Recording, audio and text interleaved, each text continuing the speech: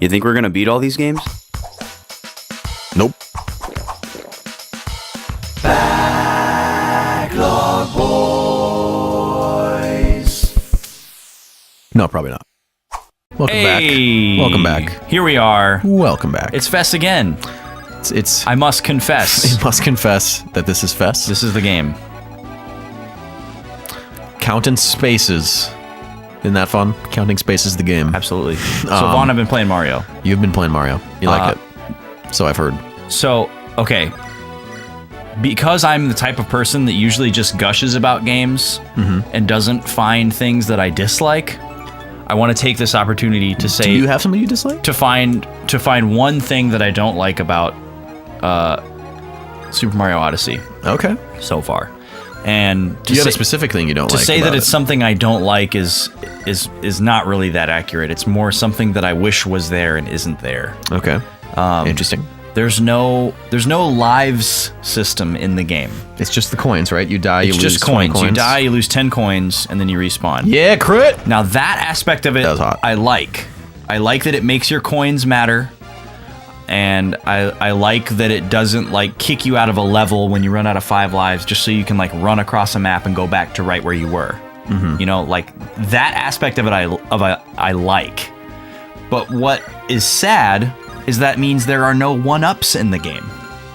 Oh yeah. Like there's no green mushrooms. Which is really bizarre. And then also is that a staple? I guess is that a staple across Mario? This might be the first Mario game that doesn't have it.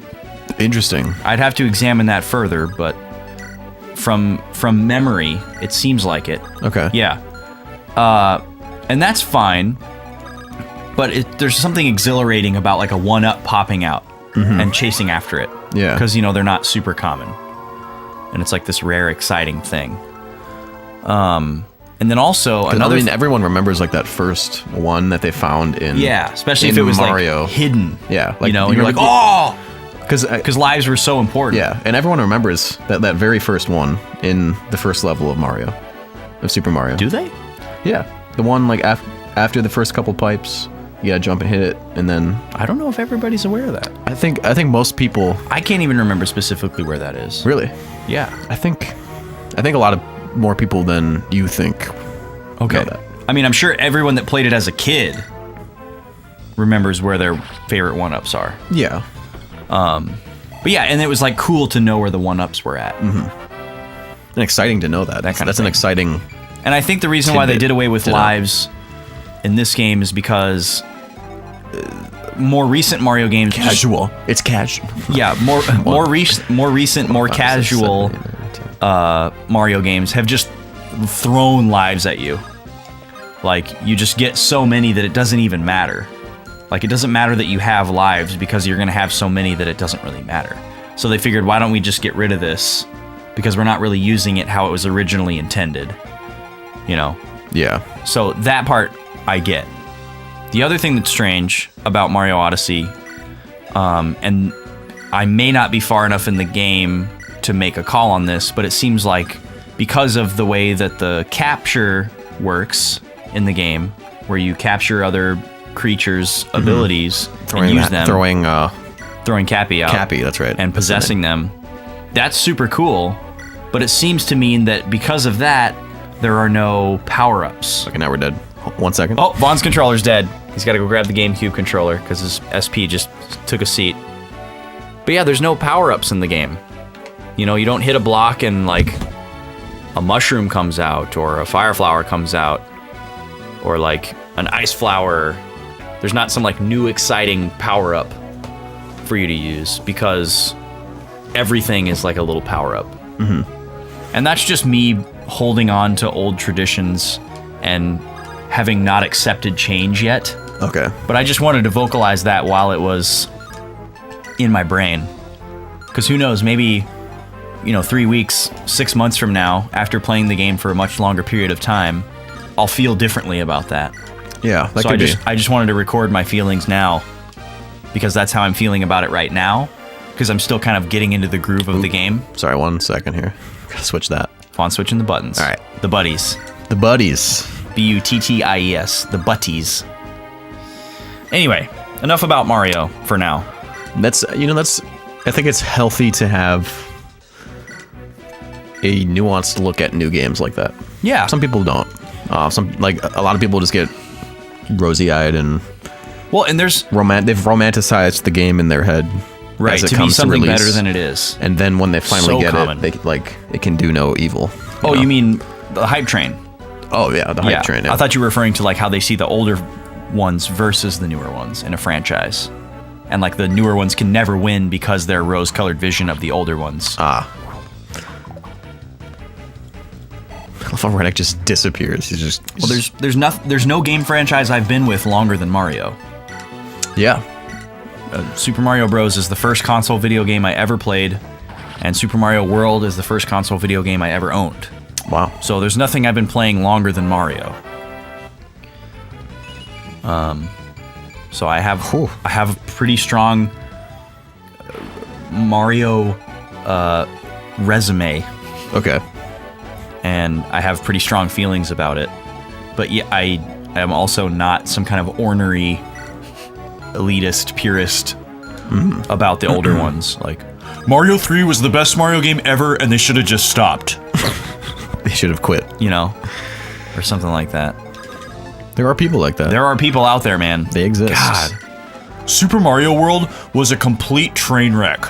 They ruined the franchise. Wait. Do people think that? There are people that hate Super Mario No World. way.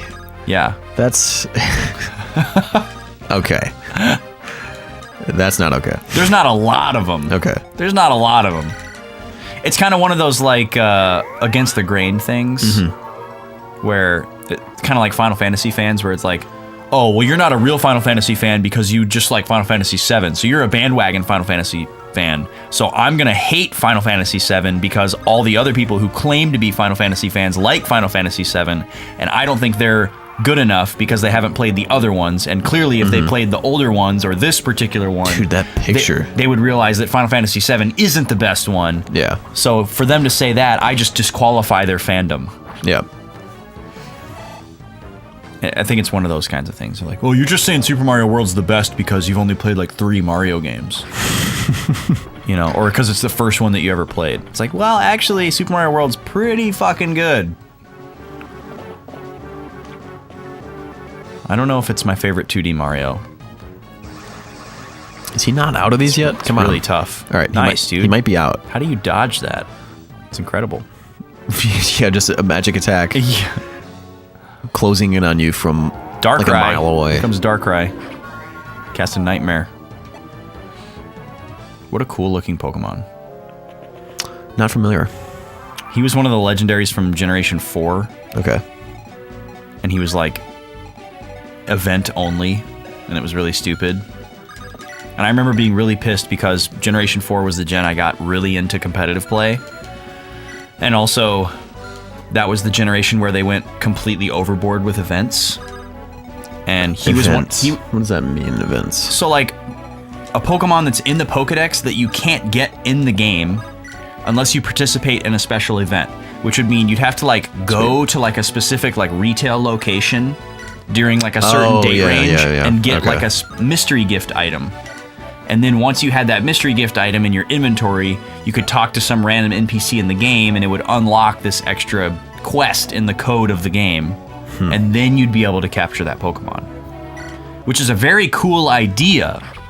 I love the concept, but they would go crazy. There were probably like 15 or so legendary Pokemon in Generation 4, and like half of them were event only. Wow. Including Darkrai. And I remember, first of all, Darkrai was one of the strongest Pokemon available at the time. So it really sucked that you couldn't get him unless you went to this event. Yep. And then also, the actual in-game quest that led to your capture of him was really cool. And I wanted to do it. And I never got to because I didn't get the event item or whatever. And, you know, once people introduced Pokesave, you could just, use a flash cart and put the event item in your inventory, and then you could actually play it on a legal copy of the game. Okay. By trading it or something, which is cool. And I'm sure that's how, people get them now. And you can also download ROMs of the official Nintendo event distribution cartridges. Oh, okay. Yeah. When I used to work at GameStop, they would do event distributions. And somebody from Nintendo would come in and they would have a Nintendo DS and they would plug it into the wall and it had this special cartridge in it and the DS would just be on all the time. And that would be how people that came into the store would be able to get the Pokemon or the item that they were supposed to get. Huh. And so people who worked at game stores and places that had those official cartridges would like take them home and rip them. Yep. And upload the ROM file. And now they're all out there. And you can go back and get really old events from like years ago for like old 2007. games. Yeah. Pretty interesting.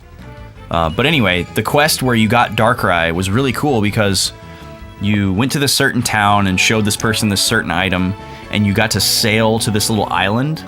And on the island, there was like a kid, like a boy or a girl, or maybe it was just a person that was trapped in like a deep sleep. Oh, good. And it was kind of like they were in a coma, but they were fighting against a nightmare that they had. They were like trapped. They were like trapped in really their cool. own nightmare.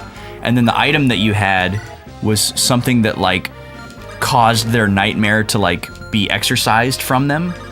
Whoa. And then that's really cool. yeah, and then the person's nightmare was Darkrai. So like you use the item on the person and it saves them from their nightmare, and then the nightmare comes out and like attacks you, and it's this Pokemon Darkrai. And then they realize, oh, this person was being possessed by this evil spirit Pokemon, and then you get a chance to like catch it. And that is super cool. it's really cool. And it was like, you know, this was at the time when people really, really liked to criticize the Pokemon franchise and say that it wasn't dark enough, it wasn't gritty enough, it was too kiddie.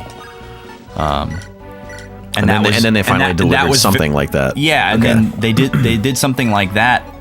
Would you say it was like a response to fans, or was it a natural? No, that was just something that they did, but it pissed me off because that was during that period. Like Generation 4 to me felt like the height of the like nobody really likes Pokemon that started with it for the most part. They all think it's too like watered down for kids. Yeah. And like the Gen 1ers hadn't come back to it yet. Okay. You know, they had kind of fallen out of love with it. And it pissed me off because that kind of a thing, like that Darkrai quest, is something that could really hook somebody like that in. That's really cool. But then they put it in the game event only, so a lot of people never even experienced it. But no, I don't think they created that quest as a response to that. It would have helped alleviate that stigma, but then event only. Dude, he's getting lots of crits. He is. 3%. Or 3, whatever it is. Yeah. It's not 3%, but it's 3. Man, he's good. Speaking of percentages and dice rolls, had a game night the other night. You did. You had a game night.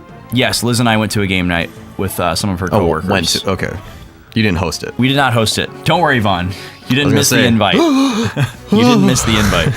Was that the night I had a game night? No, that was a different game night. Jesus. Yeah. You're going to game nights we galore. We had 2 game nights, 2 Saturdays in a row with 2 different groups of people. It's pretty cool. I mean, and rejected one, or couldn't make it to one. Couldn't make it to yours because we had scheduled another one. That's 3 game nights, 2 weeks. That's the life, dude. Yeah, that's the freaking life. That is the life. But at this most recent game night, we played Betrayal. Betrayal on the House on the Hill. Yeah, Betrayal at the House on the Hill. It's a very hard title to get right. And so many people insert the word haunted into the title because you want to say haunted house, and because haunt is part of the game. Yep. People screw it up all the time. It's really funny. I'm guilty myself. You've played Betrayal before. Yes. But have we played Betrayal together? I don't think so. Speed again. Yeah. Dude, Gil's great. That's a really cool game. It's cool, yeah. Betrayal is a really cool game. If you're not familiar, it's if you've played something like Carcassonne or Catan, you know, where you build tiles, and every time you play, the like map of the game is different. It's kind of like it has that aspect of it. It reveals as you explore. Yep, it reveals as you explore, and there's 2 phases of the game. The first phase of the game is like building the house, and every person is on the same team basically. Yep. and you're playing as a character that actually has stats that you have to monitor, which is crazy. I've never played a board game where you had that. I know they exist, but I've never played one that was that complex. So each character has like an inherent like strength and weakness. You have these 4 different stats that you have to manage. And then you play through this first phase of the game, and at a certain point, you move to the second phase of the game, which is called the Haunt. And the house becomes haunted by something, and one of the players becomes the antagonist, and that role is thrust upon them based on the scenario. And then the crazy part is, there are like 60 different scenarios that you can play, and they're all totally different. And basically what happens is, one player becomes the bad guy, and they have this little rule book for the bad guys, and then all the other players are the good guys, and they have their own little rule book. Yeah, so like the bad guy kind of gets a sense of what they need to do to win, and then the good guys get a sense of what they need to do to win, and they don't get to know everything about each other. Yeah, they're each told given parts of the limited whole story. Information. Yeah. So you like find out abilities that the other person has as the haunt goes on, and you're like, oh crap, they can do that? Yeah. And then you have to try to figure out how to do it, how to fight against it. And it's really cool. We played 2 different games that night, and they were totally different. What was unfortunate is that the same people, we were playing in teams because we had a lot of people. Okay. The same people were the haunt, or the monster, the bad guy, each time. Okay. And they won both times. And it was their game, and they knew more about it than the rest of us. So that was unfortunate, but the 2 different haunts were completely different, and it was so cool. The first one, it was like a portal to hell had opened up, and every turn, these guys got to destroy one of the rooms in the house, just wipe it off the map. Wow. And then if anybody was in it, they got a chance to like roll to save their lives. Otherwise, they would just like die. Otherwise, they would just be completely dead, which is insanely overpowerful in the game. And their actual character that moves around didn't have to do anything. They were basically useless because they could operate from anywhere. Yeah. And so naturally, they destroyed us very quickly. And then the second haunt was their character had to be in this specific room on the map in order to perform these rituals that summoned rats. Whoa. And then they would send these rats all over the house to attack us, and we had to kill all the rats before they successfully completed their rituals or whatever. And we got really close, but unfortunately didn't make it due to some bad luck on some dice rolls. But it's a really cool game. I've played a game like that. It's insane how much replay value it has. Are there other games that have that? There's a game called Dead of Winter. Okay. Which is like it starts out as, like that team-based, and there's monsters that kind of appear as, or zombies, I guess. So like you explore to get items and stuff, and to get like whatever, I can't remember. It's been a while, but it's kind of like victory points, like the things you need to win the game. Yeah. As a team. Yeah. And then I think there's a way that someone could end up being forced to betray the teammates. Okay. And being forced to? Yeah, like betrayal? Much like betrayal. Where the role is just thrust upon you and you can't do anything about it. Yeah, it's not something that you just choose like as a opportunity. Yeah. But yeah, those games are cool. What did I play recently that I liked a lot? So I got the Expanse board game. Yes. Which is pretty cool. It's you like mentioned it. It's kind of like Catan, but there's no dice rolling at all. It's like, okay, and in a way, it's kind of like Risk, but without dice rolling. So like, it's all about area control and like there's cards that do actions. So does that make it less luck based? It feels less luck based. Like a pure strategy game. Yes, but it's also there is some luck in like what cards are on the track, because there's like a track of cards you can choose from. Okay. And then there's cards in the deck that get revealed over time, right? So I guess there's some chance in that you might not get, or someone might get a better card than another, or have an opportunity to get a better card than another person, but there's no like, yeah, there's no dice rolling in like conflict. All of the conflict is like, you can predict the outcome 100% before it happens, kind of thing. yeah, and since you can see all of the cards that are available, only one new one will appear at a time. It's pretty, you can see where it's going, what, and like what, how each person could use that. And, Yeah. And so then it kind of, it's really interesting. You can try to like read a couple moves ahead. Yeah. But it's also kind of crazy because a lot of the work that you'll do in the beginning of the game will like disappear by the time the end game comes, so you can't like get too caught up with like little small actions or like, oh, Yeah. does this one extra point here benefit me? Because you're probably going to end up losing that somewhere along the Right. road anyways. That sounds like Machikoro. Yeah. It's I think I've only played that once. Really? Yeah. Did we only play it that one time? I think so. We gotta play it again. I gotta get the expansions too. If you've never played Machikoro, folks, I highly recommend that one as well. It's a very, very accessible Yeah. game.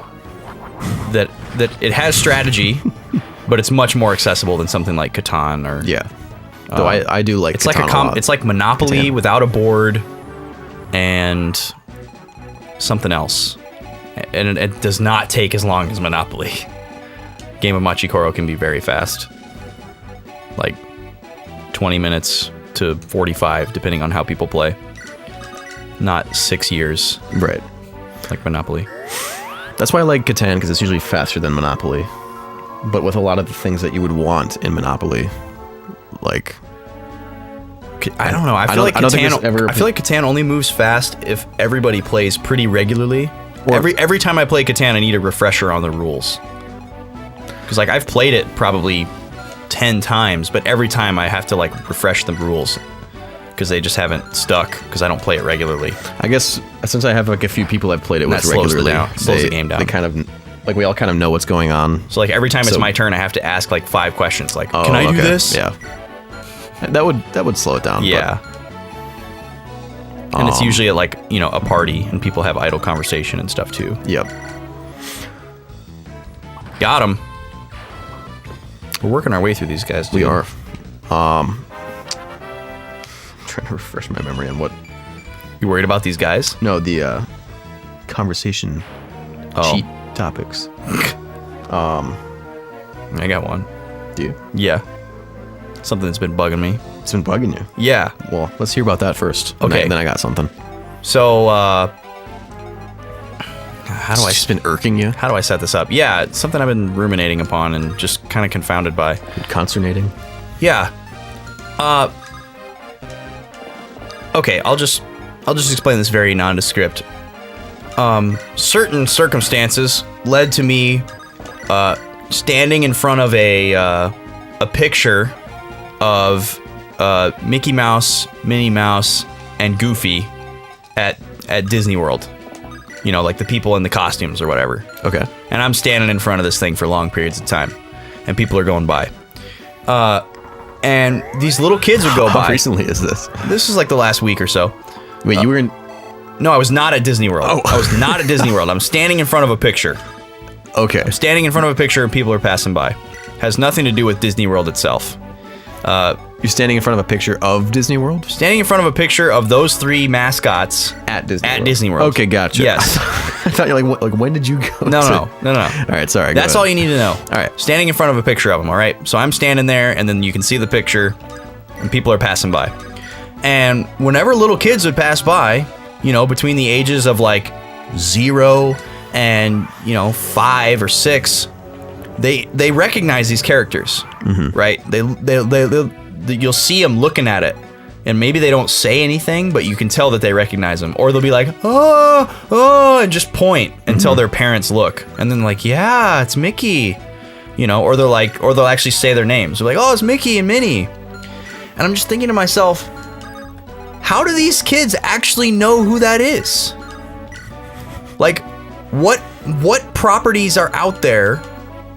What movies or shows or whatever are out there that they would know them from? When was the last time Mickey Mouse was in a movie Yeah. or a show.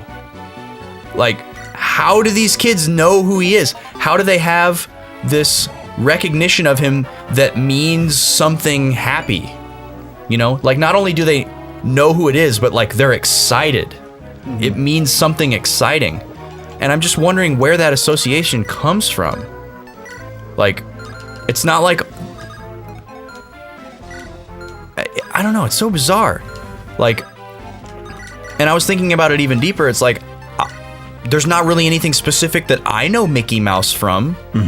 He's not in any movies that I watched as a kid, but I knew who he was. I recognized his face and his symbol. And it's like, you know, I guess he like pops up in like little logo animations and bumpers and stuff for Disney on various things. But he doesn't do anything. He doesn't say anything. He hasn't given these children any reason to be like invested in him as a character. Yeah. You know, he's not Aladdin. He didn't like save a princess. He didn't like do something cool. He's just there. He's just very much just there. He's just a mascot. He doesn't do anything. I mean, I don't think these little kids are watching Steamboat Willie or like, you know, really, really old like 1930s Disney cartoons that have Mickey Mouse and Minnie Mouse in them. And it was just so strange to me. And it's like all these kids going by, they know these characters. Yeah. But how? And why do they care about them? Yeah. They don't do anything. That's interesting. And it was so strange to me. And the ones that they always call out... They're waiting for Kingdom Hearts 3. The ones they always call out would be Mickey and Minnie. And then I was thinking about Goofy. I was like, no one's calling out Goofy. Nobody's recognizing Goofy. But then when I think about Goofy, Goofy actually does stuff. Yeah. Goofy's got his own movie. He's got a son. He's got several movies. He had a show. He's got family. For many years. Yeah. He has a character. You can get invested in Goofy as a character. Goofy has fucking lore, man. He does. He has some serious lore. Like, versus Mickey and Minnie. And they're so, like, one-dimensional. They are. So I'm just confounded by this lately. Just like the fact that I have so many questions. I want to know why these kids recognize Mickey and Minnie so easily. Why and how. Where do they know them from? How is that information in there? And why do they, like, care about them so much? How do they know that they represent like this like magical happy feeling? How are they getting that magical happy feeling from Mickey and Minnie Mouse when they're not doing anything? Like, they're eliciting the response that is desired. By Disney. You know, like that's how Disney wants you to feel about Mickey and Minnie Mouse. But Mickey and Minnie Mouse aren't doing anything to create that. So it's just like this phenomenon in that way. That's interesting. And there's not, I guess, not really an answer we can give. There's no answer. I can't find an answer. If someone can tell me, please. Unless you like ask, you'd have to like ask the parents what they watch. Yeah. If there's like something there that. Yeah. I really wish I could have asked all these parents, like, how does your kid know Mickey and Minnie? And I don't even know if they'd be able to answer it. Well, they'd be like, well, you know, they watch Disney movies all the time. Yeah. It's like, okay, well, Mickey and Minnie aren't in any of those movies. They aren't. So, I get that they're the mascots and that they represent them.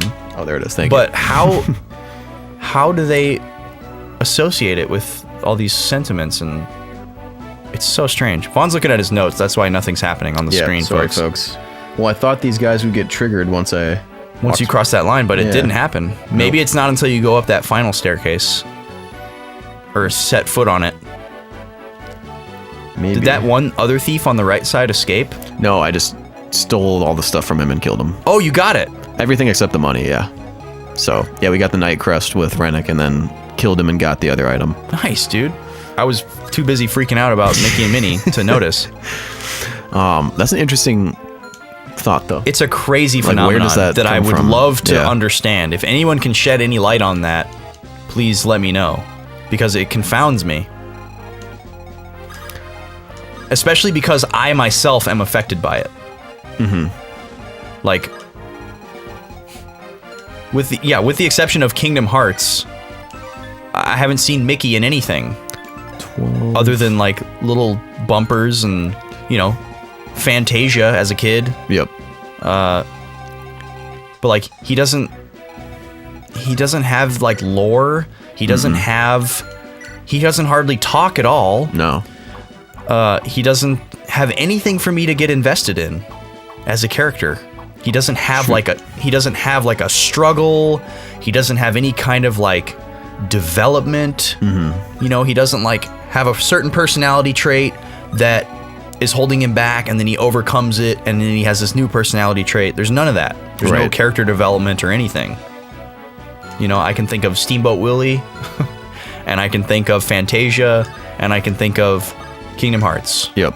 Which, you know, he's a great character in Kingdom Hearts. But I know these little 4-year-olds passing by me haven't played Kingdom Hearts. Right. So that's not it. That's interesting. So that's been blowing my mind for like a Yeah. week and a half. Every time I see that picture, I'm just like, how the fuck do these kids know who that is?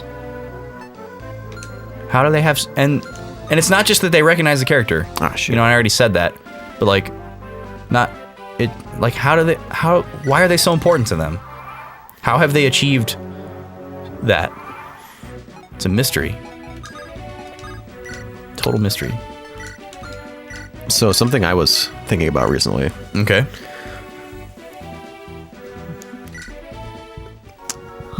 I think a really good idea in literature, fiction, to include things like video games and such, like anything that has like a plot line or characters who are undergoing struggles. I think one like kind of struggle that I've found myself, I was thinking about like a lot of the books that I read, Okay. and like what like kind of links them all together. Okay. Like a commonality between them. A bunch of them have like a, come on, you fucks. All right. Trying to bait him out? Yeah, they're gonna make us approach somehow. I wonder if I have to cross this plane. Like this here. Yeah, it could be. To get into this little, we'll try that while she still has some extra barrier. Oh, it's currently cast on herself? She I used the barrier staff to increase her resistance. But it's a limited time effect? Yeah, it goes down 1 each turn. Oh, okay. Interesting. Slowly degrades. Yep. But like one commonality I found was that they all have a struggle between a character who's almost over the top altruistic and like has like a world vision where they want everything, you know, their mission is to like bring some sort of balance. lasting peace and balance that will like change, you know, the way that future generations will play out, simply because there is peace and like harmony. Yeah, they have this like very, very strongly instilled sense of like a diligence broad, and importance and idealism, and like a broad sweeping goal of like accomplishing that. Yeah.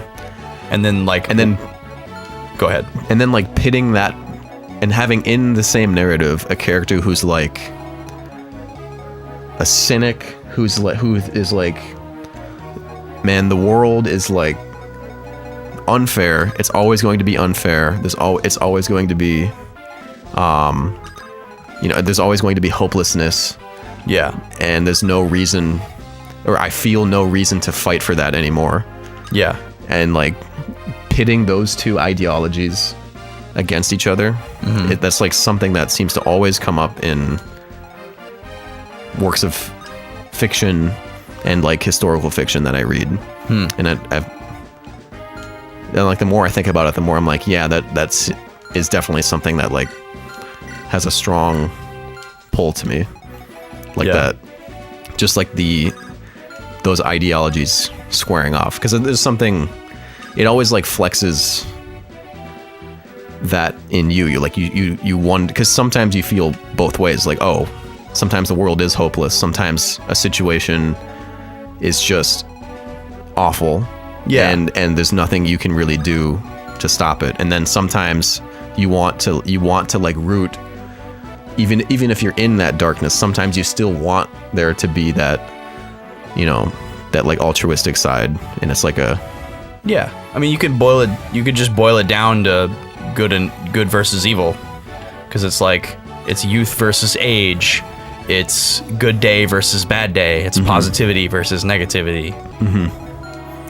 I like ones where at the beginning of the story, the two opposing forces that are established, you know, you have this clear protagonist and a clear antagonist, whether it's individuals or groups or whatever.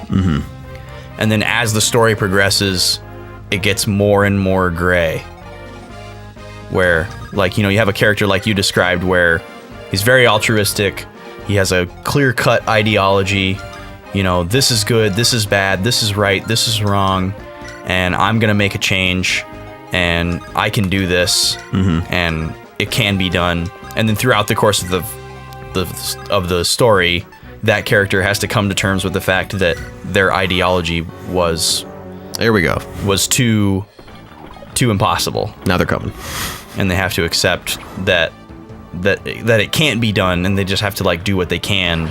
And you know, they become less optimist and more realist, or less idealist and more realist. I think I noticed it because I was thinking about Bolting. like two of the Nice. Dodging lightning. yeah. Look out, Titus. But like two of the, so is it just the physical guys that are coming out? What's going on here? Spear, silver sword. Was it because you moved into that specific unit's movement web? Yeah, so this guy got triggered, Yeah. but these guys aren't getting. So I wonder if I move into the other physical characters' range. Yeah, you probably want to just squat up and slowly move through there. Yeah, who's got? I wonder if I just put barrier on Gilliam, just send him in. He's just untouchable. Yeah, or maybe. From what you just described, Vaughn, about stories that you typically are drawn to, is further solidifying Then I need to the watch evidence. Attack on Titan. Well, I wasn't going to say Attack on Titan. I was going to say Death Note. Death Note. Okay. Because you basically described the plot of Death Note. Okay. I think Kyle H has also recommended that to me. Good for him. He's right. He's right. Yeah. It's definitely on the list at the moment. Oh, he's going again. All right, that's fine. He's bolting. Actually, we might. Dude! Dude, she can't be touched. She's going to have Lulu's ultimate weapon in no time. Just dodging all the lightning. Yeah, that's a Final Fantasy X reference. Okay. There's a ridiculous side quest that you have to do where there's this lightning field where as you walk through it, lightning bolts come down and strike you. And if they hit you, they actually damage you. Like they take from your HP, even though you're not in a battle. And if you press a button like quickly enough before they strike, you'll dodge them. And you have to dodge like 255 in a row or something. And then this chest appears and it has one of the character's ultimate weapons in it. Jesus, that's a lot in a row. Yeah. And it's like... It resets if you get hit? Yeah, it's commonly regarded as one of like the stupidest, most tedious side quests in existence in all of Final Fantasy. And maybe all of pretty RPGs, crazy. I don't know. But yeah, it's crazy one. Oh, We got hit once. not gonna get the weapon. Only got to Sorry. like 6, Yep. 5. But yeah, like the two strongest examples I can think of are like, so actually one of them, so I know you said you have not, are not super familiar with the Arthur tales. Not like the actual stories, no. Yeah. No, just like the really basic watered down summations of them. Yeah. So I read like a kind of darker take on what the mythical Arthur time would have been like in. I feel like you might have told me about this. Yeah, and it's It's called. What's it called? Well, it's by a guy named Bernard Cornwell, who's like a really good historical fiction author. So he makes it. He's a seem really like good corn. He's a great. Dude, that's corn. a heart. What? Go back to the middle guy in the top row. Middle guy in the top row. That guy right there. What about him? Oh, it is a heart. And so we love. Yeah. But Cornwell. So Arthur in that is like, he is the altruistic force, right? Oh, yeah. But then there's people like that are trying to kind of get him. There are a lot of things trying to pull him away from that path. Sure. And he gets like tempted so many times to leave it. Mm-hmm. And there's like one time that he does leave it. And so he's also like a brutally effective warrior, right? He's a person that nobody would want to have to fight, to say the least. Okay. But he, like, one of his family members, no, not one of his family members, that's wrong. So something happens to him that like just pushes him over the top. Mm-hmm. And he just like goes on this crazy spree of like decisive actions and like brutally decisive and effective actions, just like crushing all of his opponents. And then like at the end of it, he's like, all right, I gotta take a second. I gotta recollect myself and remember what I'm trying to do here, which is not be that guy. Yeah. But he like kind of like, he knows it's in him, and so he like lets it out for a second, kind of because he like knows he has to win. And then he like has like a harness on it that he kind of like reels back in, which is like, which I found like super cool. Yeah, that sounds familiar to some other things that I've seen too. Yeah. And the other one was Alfred the Great, who, you know, his whole mission, like everyone kind of like dislikes him in the book series that I read about him, but like his mission is like super noble in that he's like, you know, he's thinking like so far ahead of everyone else, and like it's not apparent to anyone else that what he's trying to do, but he's like, even he knows it's like gonna be super hard, but he's trying to do it anyways for like the good of everybody, even though everyone hates him as he's doing it. It's interesting. And then there's also in the Arthur thing, Merlin is actually a person who's kind of like trying to pull Arthur off of that like righteous path. Oh, really? And yeah, he's actually like a corrupting wow. influence on him, even though they were like, it's like they've kind of like cut ties to each other. Like Arthur is now doesn't need him as like a tutor, right? So he's kind of, they've kind of like parted in a way, and it's kind of like a sore spot between the two, but they still sometimes find themselves being forced to work together. I see. It's interesting. Like it kind of flips what you think the story would be like, and it like flips it on its head, and it's fascinating. So is this just some guy's like different interpretation of the mythos? Well, no, or he's a historian. So he actually thinks that that's more accurate to how it was, or I don't think he necessarily thinks that, but he's trying to make it as if it was historical. He's just while acknowledging that it's not necessarily historical. Okay. So, but he's trying to like put all the things that make the Dark Ages, and like making it just unbearable of a time to live in, like it would be. Yeah. Because, you know, all the myths make it like look so great. You know, it's the time of shining knights, but no, it's the Dark Ages. Everything sucks. Everyone's awful. The world's, you know, Rome has fallen, and like everything is just chaos. Yeah. Everyone's killing everyone, and no one's safe anywhere. So like he makes it kind of like that. Okay. And it's really, so he's not necessarily basing it on anything specific. He's just trying to say like, I think that it would have been more like this. yeah. Okay. And he also kind of tries to make it so like, oh well, he puts his historian perspective in that he like tries to make things like, oh well, this sounds like this place. You know, this place that they're describing, I think could actually historically be X castle or X town. Oh, okay. In real life. So he's trying to place some stuff too. Yeah. That's cool. It's really really cool how like radically different it is from, or how it turns so many different things on its head that you kind of would expect out of a King Arthur-esque story. So is there a singular point of origin for the King Arthur story? I think a lot of it's just fable, like, But there's nobody like credited with like the original account or like the first person to write the story? Or there's just like a bunch of different versions that all existed at the same time? well, I think it starts with like a bunch of contemporary historians kind of talking, or not necessarily contemporary, but historians of like the next generations writing about a guy named Arthur who was supposed to be this king who was great.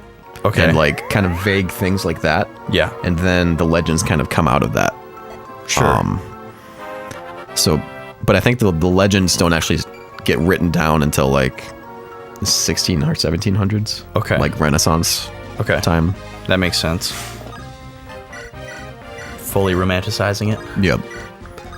And giving it all. But that is there somebody juicy credited fluff. with like the original like fiction type writing? I think there is like there is a novelization? singular. Yeah, there is like a single instance of like, oh, this is where this starts, or this Okay. like the first time. Because in like middle school, that's what I was trying to find. Okay. I was like, what's like the original King Arthur story? I want to read it. Mm-hmm. And I found what I thought to be it, but it probably wasn't. Okay. But it was in like very difficult to read Middle English. Yeah. And I could see that. I was like, I can't.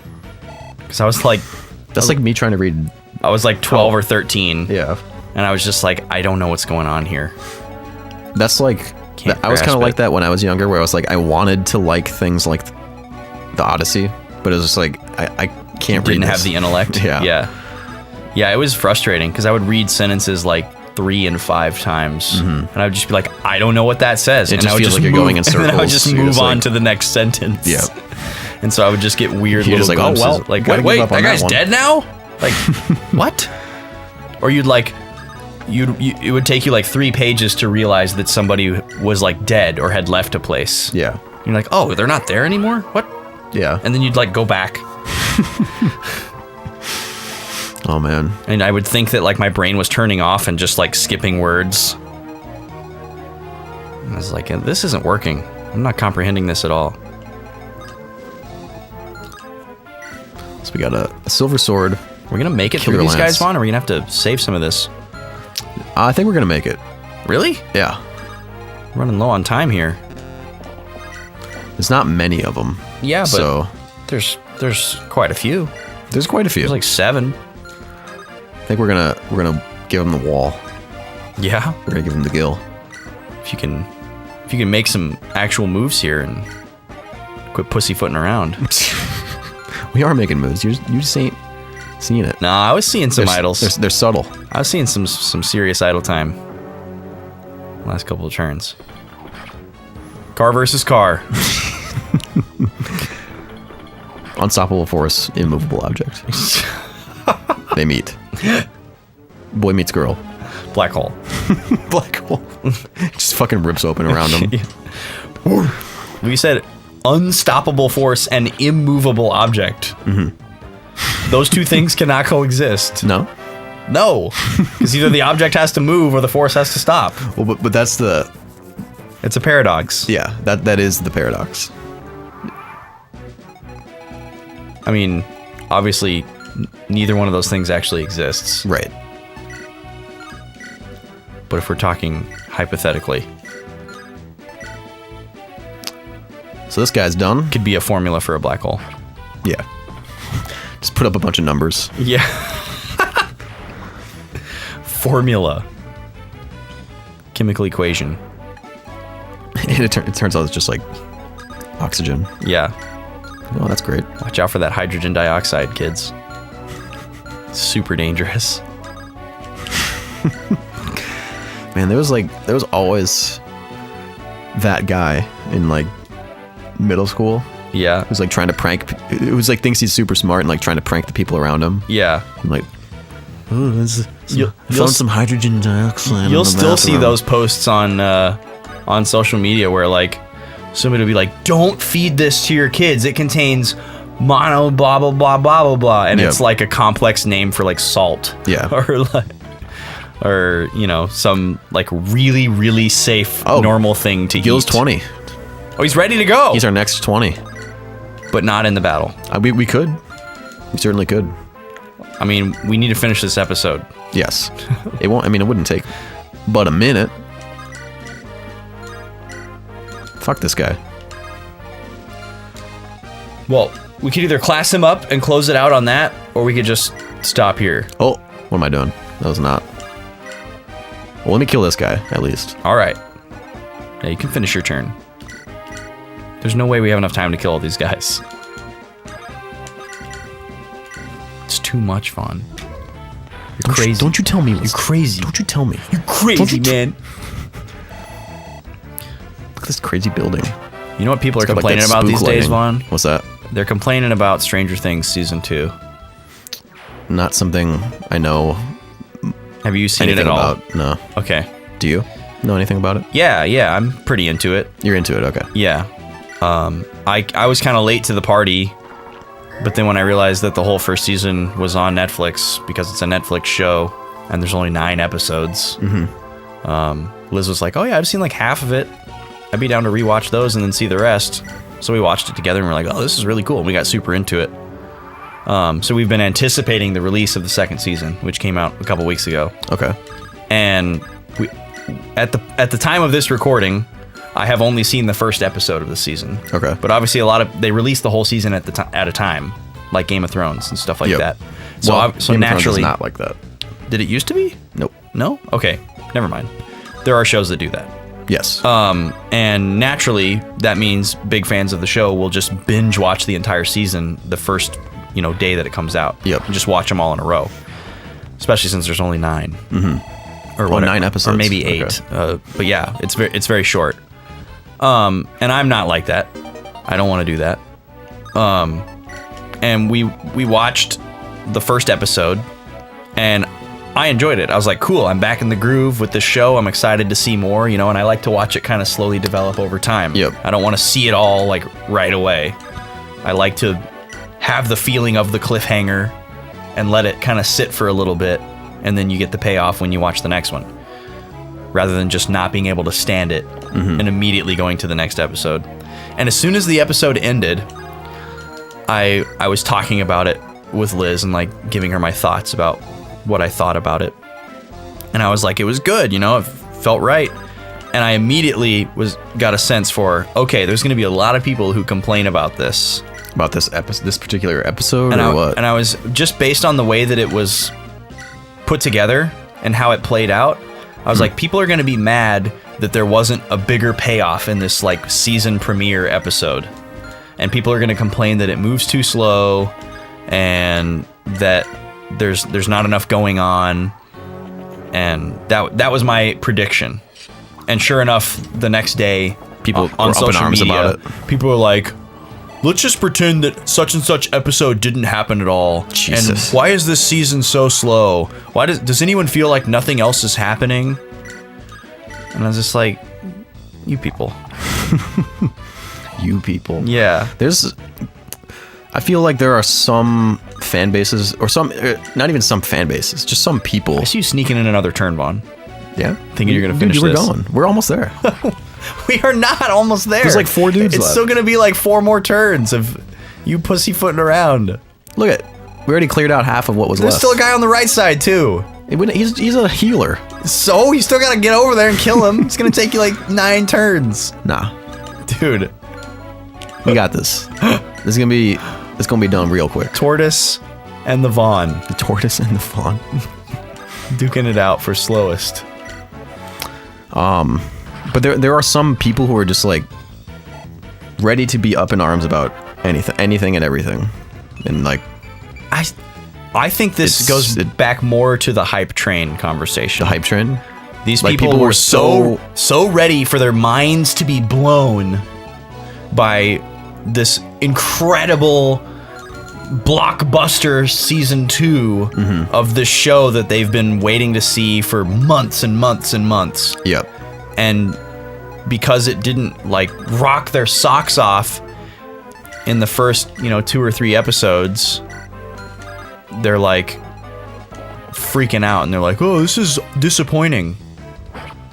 And it makes me so mad. Yeah. It's like these people made an artistic, like well shot, well put together, slowly building, momentum based show. Right?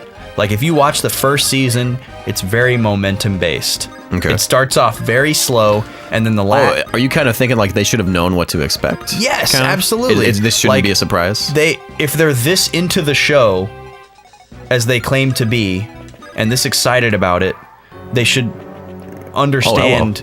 They should understand how it works. Hey, he ain't no healer. Are you talking about that guy on the right? Yeah, he's been chilling over on the right side for a week and a half. Well, now he's dead. That was his death sentence right there. Yeah? Yeah. Look, here's Orson. Signed his papers. Yeah, he's gone. But yeah, I think people who claim to be big Stranger Things fans, which I don't even really claim to be, I just like the show. But for me, when I watch it, I can clearly tell these things. Ugh. Morrison. Or Orson. Yeah. Morrison. Morosin, more like. But yeah, the show builds very slowly. It like simmers and then boils. Okay. And it takes place. Something I like. It takes place in like the early to mid 80s. Okay. So everything is like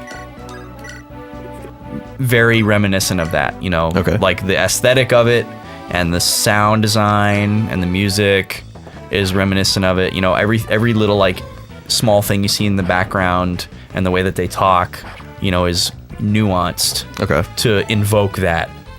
And it's extremely well done. And then also the cinematography of the show is very like 80s as well. And the way that they shoot things is very like suspenseful and artistic. It's not this like sterile kind of cinematography that we have now in like modern shows where it's just like, here's what's going on. Almost. Damn it. There's a little more like artistry to it. And yeah, I don't know. I think people should be more attentive to that kind of stuff if they want to claim that they're like a super fan of a show. Yeah.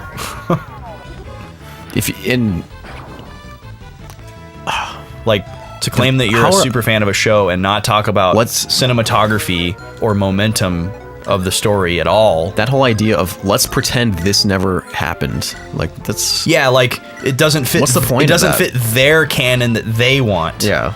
Rather than respecting the artists, that means they care about the show to the extent that it entertains them. Yeah, like and not to the extent that it is good or the art story that it's trying to tell. Or the story, yeah. That's to say like, well, I really liked it up until this episode because this episode didn't like basically describing certain events that happened and saying that they didn't think that it should happen. And granted, I haven't seen that yet, so I don't. Maybe there's some stock in that, but yeah, at the core of that message is really, really annoying. They said it couldn't be done, but we doing it. Yeah, 20 extra minutes. Boom. Good shot, Ennis. Who's gonna kill Orson? That can be in flux. That doesn't need to be I don't have like a set person. Okay. Necessarily in mind. There's not somebody with us that like really needs it. Yeah. Let's see here. Because we don't have some of the crappy characters with us. Right. That would fall under that. So we're gonna give this to Garcia because he's almost at 20 there. But I'll be sure to update. Is that a turtle? Oh, I thought like his arm was his head for a second. Yeah, that was a weird. Turtle. Vaughn's looking at the Chromecast wallpaper. Always interesting. Great photos. Great photos, yeah. I'll be sure to update my sentiments on Stranger Things too as things progress. Okay. So let's see. We're gonna heal Ennis. Well, that's right. I forgot Lute can heal too. Yeah, it's nice now. Yeah, you can have like we have 3 healers. A hybrid combat / healer. And that ain't no slouch either. No, she's meaty. She's thick. Yeah. She's got something to grab onto. She's got some cushion for the pushing. And other great phrases. Yep. More Insert healing for Innis. Other thing here. You're damn right. I bet you'd like to insert your thing. Gross man. Gross man. We're gonna give Garrick a swing. Grossman. Oh. Dang it. I guess that's a pretty low hit rate. But so Yeah. we don't want to give him a chance to use his Silver Lance because it's What would cause him to use that? if we left a character in close range Oh, got it. between the turns and all. So you're gonna have to rescue everybody that attacks him? Everyone that attacks him from one space Directly? away. Yeah. So that means you're done attacking him for this turn? Yeah. Okay. It's gonna heal a couple. 5. That's a lot. That's the biggest stationary heal we've seen, I think. It's based on a percentage of his His health. max? Yeah. Nonetheless, pretty sure we haven't seen one above like 2 or 3. Yeah. I think you're right. Oh, come on, Come Innis. on. You need that sure shot or whatever it's called. They're like 10 feet away from each other and they can't hit each other with spears and arrows.